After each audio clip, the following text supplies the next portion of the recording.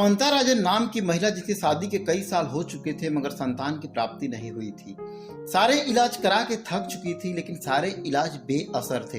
अब भगवान के सहारे थी और मंदिर मंदिर भटक रही थी और एक ही मन्नत मांग रही थी, हे भगवान जल्द से जल्द उसे संतान की प्राप्ति हो। तभी बेंगलोर के एक मंदिर परिसर में उसकी मुलाकात केपम्मा नाम की औरत से होती है जो वहां भगवान की आराधना करती थी तथा मंदिर परिसर में काम करती थी।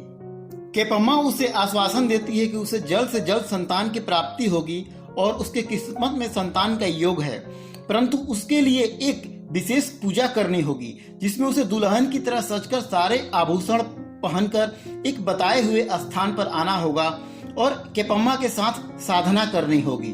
संतान की चाहत में व्याकुल ममता राजन उसकी बात को मान लेती है और बताए हुए स्थान पर संपूर्ण आभूषण पहन के पहुंच जाती है।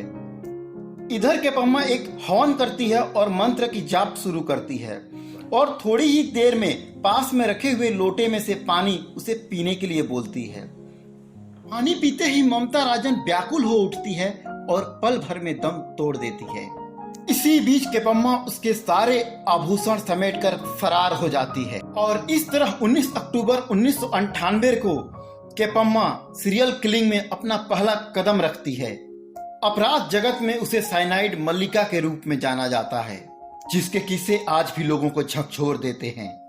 कहानी की शुरुआत कुछ इस प्रकार होती है। कर्नाटक के कगालीपुरा में जन्मी केपम्मा की शादी पास के ही एक युवक से होती है जो पेशे से दर्जी था। इनका गृहस्थ जीवन शुरू में बहुत ही आराम से गुजरता है और इनके 3 बच्चे भी होते हैं, परंतु धीरे धीरे यह गरीबी की जीवन केपम्मा को बिल्कुल पसंद नहीं आता और वह अमीर बनने का ख्वाब देखने लगती है।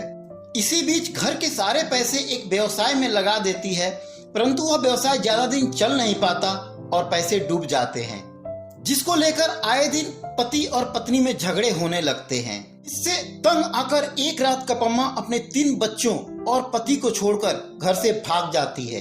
धीरे धीरे बंगलोर में उसके पहचान बनते हैं और वह मेड का काम करना शुरू कर देती है। इस तरह 1 साल तक वह लोगों के घरों में घूम घूम कर काम करती है। इसी बीच उसका पहचान एक सोनार से हो जाता है और वह उसके यहाँ काम करने लगती है। सोनार के घर काम करते करते उस सोने की चमक से इसकी आंखें अंधी हो जाती है और फिर से अमीर बनने के ख्वाब मन में हिलोरे लेने लगते हैं और धीरे धीरे उसकी नजर अमीर औरतों के गहने आभूषण जो सोनार के दुकान पर लेके आती है उस पर टिकी रहती है। अब सोने की चमक इसको इतना अंधा बना देता है कि उसे पाने के लिए कुछ भी करने को तैयार हो जाती है। सोनार के घर वह काम कर रही थी, उसी सोनार के घर चोरी करते हुए रंगे हाथों पकड़ी जाती है। उसे पुलिस स्टेशन भेज दिया जाता है और इस तरह अदालत में उसका केस चलता है और 6 महीने कैद की सजा सुनाई जाती है। 6 महीने की सजा काट कर वह सड़कों पर भटकने लगती है और लोग उसे काम भी नहीं देते। अंत में उसे पास ही के एक मंदिर में शरण लेना पड़ता है, परंतु उसका अपराधी प्रवृत्ति फिर से जाग उठता है और मंदिर पर आने वाली महिलाओं पर उसकी खास नजर होती है। वह उनके गहनों पर अपनी नजर जमाए रखती है तथा अपनी मीठी बातों से उन्हें आकर्षित भी करती है। इसी मंदिर में शरण लेकर वह अपनी पहली कत्ल को अंजाम देती है। अक्सर सोने की चमक को बढ़ाने के लिए पोटेशियम साइनाइड जैसे केमिकल का प्रयोग होता रहा है। केपम्मा पहले सोनार के घर काम कर चुकी थी, इसलिए उसे भली भांति पता रहता है कि पोटेशियम साइनाइड कितना खतरनाक होता है और इस तरह यह हथियार केपम्मा के सपनों को पूरा करने का चाबी बन जाता है। केपम्मा अक्सर मंदिर में आने वाली दुखी और निराशावादी महिलाओं को ढूंढती है, उन्हें अपने जाल में फांसती है और पोटेशियम साइनाइड देकर मार डालती है और सारे जेवरात और धन लेकर फरार हो जाती है। इस तरह वह 6 कत्ल कर देती है और पुलिस को इसकी भनक भी नहीं लगती। केपम्मा का दूसरा शिकार 52 वर्षीय एलिजाबेथ होती है जो कर्नाटक के सनातुर की रहने वाली थी।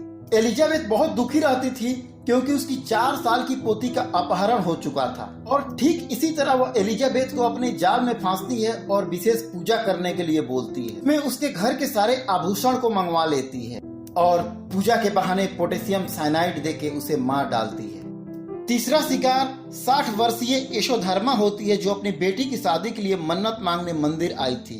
वह भी केपम्मा के झांसे में आकर अपनी जान गंवा बैठती है।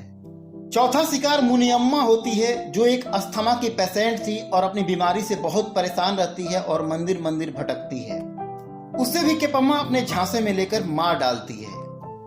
पांचवा शिकार 30 वर्षीय नागावेणी होती है, जो पुत्र के चाह में जान गंवा बैठती है।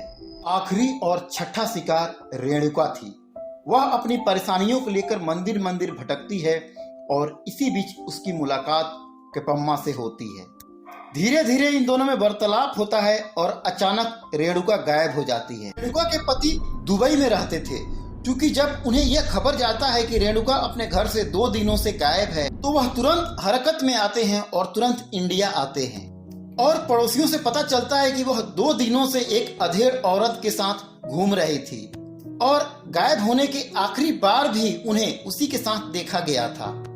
कुछ चश्मदीदों को लेकर के वह पुलिस स्टेशन पहुंचते हैं और चश्मदीद आखिरी बार मिली उस महिला का हुलिया भी पुलिस को बता देते हैं। अब कर्नाटक पुलिस हरकत में आती है और उस मंदिर परिसर और शहर में अपनी जासूस बहाल करती है। उसका हुलिया हर थाने में दे दिया जाता है तथा हर जासूस को शेयर किया जाता है। अचानक एक बस स्टैंड पर एक जासूस को वैसी हुलिया वाली औरत दिखती है और वह पास वाले थाने में फोन कर देता है। पुलिस की टीम तुरंत वहां पहुंचती है और उस औरत को हिरासत में लेकर थाने आती है। शिनाख्त करने वाले सभी चश्मदीदों को थाने बुलाया जाता है और उस महिला की पहचान केपम्मा के रूप में होती है, जो आखिरी बार रेणुका से मिली थी। उसके पास एक बैग बरामद होता है जिसमें बहुत सारे गहने और जेवरात होते हैं। केपम्मा से पुलिस सख्ती से पूछताछ करती है तो वह टूट जाती है और सारी सच्चाई पुलिस को बता देती है। एक भोली और शांत दिखने वाली औरत के इतने भयानक कारनामे और रूप देखकर पुलिस के होश उड़ जाते हैं और इस तरह इसे नाम दिया जाता है साइनाइड मल्लिका। केपम्मा पर 6 लोगों का कत्ल और लूट का केस निचली अदालत में चलता है।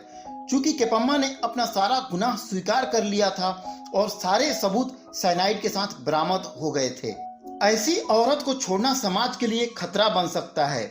इसलिए निचली अदालत 2010 में केपम्मा को फांसी की सजा सुनाती है। 2012 में यह केस निचली अदालत से हाई कोर्ट में जाता है और हाई कोर्ट फांसी की सजा को उम्र कैद में बदल देता है। हाई कोर्ट मरते दम तक केपम्मा को जेल में रखने की सजा सुनाता है। अमीर बनने की चाहत इंसान को इस कदर अंधा बना देता है कि वह इंसानियत के लिए ही खतरा बन जाता है। सावधान रहें, सतर्क रहें। तो यह कहानी आपको अच्छी लगी हो तो इस वीडियो को लाइक करें, शेयर करें तथा मेरी चैनल को सब्सक्राइब करें। Thank you.